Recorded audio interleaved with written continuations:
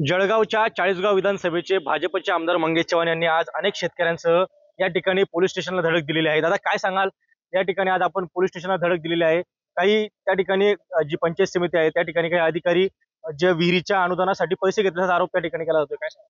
खरं तर काही विहिरी आम्ही 4,500 विहिरी मंजूर केल्या होत्या। त्या मागचा आमचा हेतू होता की शेतकऱ्यांना विहीर झाली पाहिजे आणि घरकुलं मोठ्या प्रमाणात मंजूर झाली। त्यांची ऑनलाईन बिलं आणि मस्टर काढण्यासाठी पैशांची मागणी ही मोठ्या प्रमाणात होत होती। माझ्याकडे अनेक लोकांच्या तक्रारी त्या संदर्भात होत्या। आज त्या संदर्भात व्हिडिओ आम्ही त्यांच्याकडे गेलो आणि अगदी अनेक शेतकऱ्यांनी समोरासमोरच्या तक्रारींचं कथन केलं।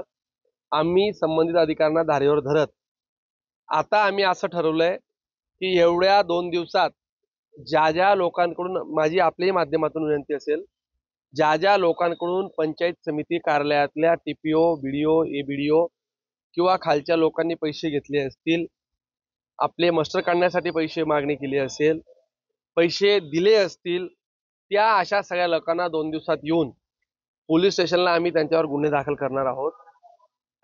आता काही लोकांनी तक्रारी दिल्या आहेत। या सगळ्या तक्रारी एकत्र करून याची खात्रीने चौकशी होणार आहे आणि यातल्या शेतकऱ्यांना लुटणाऱ्या, सर्वसामान्यांना लुटणाऱ्या एकालाही आम्ही सोडणार नाहीत। साधारणतः अनेक लोकांच्या तक्रारीवरनं असं लक्षात आलं की यामध्ये एक मोठं अर्थकारण या माध्यमातून होताना दिसतंय। त्याच्यामुळे आता 2 दिवसात आम्ही या सगळ्या प्रकरणाची व्याप्ती लक्षात घेऊन ज्या ज्या गावातल्या लोकांकडनं पैसे घेतले असतील त्या लोकांना बोलून त्यांच्याच आम्ही पोलीस स्टेशनला आता गुन्हे दाखल करण्यासाठी फिर्यादी देणार आहोत। आता आपण त्या ठिकाणी अचानक पंचायत समितीला भेट दिलेली आहे, आपलं काय वाटतं यामध्ये कोण कोण येऊन असू शकतं आणि कशा पद्धतीने या ठिकाणी शेतकऱ्यांची फसवणूक करतात? बघा, एका विहिरीच्या मंजुरीसाठी 20 आणि 15-25 हजार रुपये ज्यावेळेस घेतले जातात त्यावेळेस त्यातला कॉन्ट्रॅक्च्युअल जो टीपीओ आहे त्याच्यासोबत त्याचा एक जेई असेल, इंजिनियर असेल, एबीडीओ असतील, बीडीओ असतील, ही सिस्टीम असल्याशिवाय हे होऊच शकत नाही असं आमचं प्रथमदर्शी मत आहे। यामध्ये आता पोलिसही तपास करता आहेत। पोलिसांनी ती सगळी आता याद्या मागवल्या आहेत। ज्या लोकांचे पैसे निघालेत त्या लोकांमध्ये काही इंजिनियर पार्टनर असल्याचा आरोप देखील या सगळ्या बऱ्याच लोकांनी इथं केला आहे। या घटनेची व्याप्ती जवळजवळ बऱ्याच मोठ्या प्रमाणात मला दिसते। त्याच्यामुळे आता 2 दिवसात यातनं काय काय तपासातनं समोर येत आहे आणि त्या अनुषंगाने ज्या ज्या अधिकाऱ्यांनी सर्वसामान्य घरकुलदारांना, शेतकऱ्यांना विहिरीसाठी लुटलंय त्यांना सोडणार नाही एवढंच सांगतो। आता एकंदरीत आपण त्या ठिकाणी सत्ताधारी पक्षाचे आमदार आहात, एकंदरीत आपण त्या ठिकाणी कृषी मंत्री असेल किंवा मुख्यमंत्र्यांकडे तक्रार करणार आहात या संदर्भात? बघा, जखम पायाला आणि मलम डोक्याला लावून काही फायदा नाही। पंचायत समिती चाळीसगाव मध्ये घटना घडली आहे। पोलीस स्टेशन 50 फुटावर आहे। मी पोलिसात गुन्हा दाखल करतोय। आपल्याकडे हा सूर्यन हाय जजरत असतो। आता खरं बघायला गेलं तर शेतकरी हा त्या ठिकाणी निसर्गाशी झगडत असतो आणि एकंदरीत कुठेतरी शासन त्याला अनुदान देत असतं आणि अशा प्रकारे अधिकारी त्याच्याकडून पैसे लुबाडत असतात।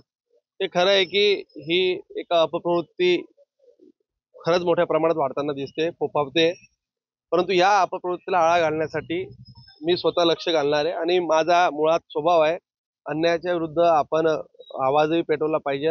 सत्ता, राजकारण, पक्ष हे एक भाग वेगळाच असू द्या, परंतु सरकारची जी भूमिका आहे की खाली शेतकऱ्यांना पैसे पोहोचले पाहिजे, त्यामध्ये शेतकऱ्यांची लूट होते ही वस्तुस्थिती आहे आणि त्यामुळे यामध्ये जे सिंडिकेटमध्ये जे लोक असतील त्यांना योग्य पद्धतीने धडा शिकवला जाईल। खरं तर दादा, सरकार जे आहे नागरिकांच्या हिताच्या योजना त्या ठिकाणी राबवत असतं, मात्र एकंदरीत कुठेतरी अधिकाऱ्यांकडून त्याची चोखपणे किंवा त्या ठिकाणी अंमलबजावणी केली जात नाही, शेतकऱ्यांना लुटलं जातं।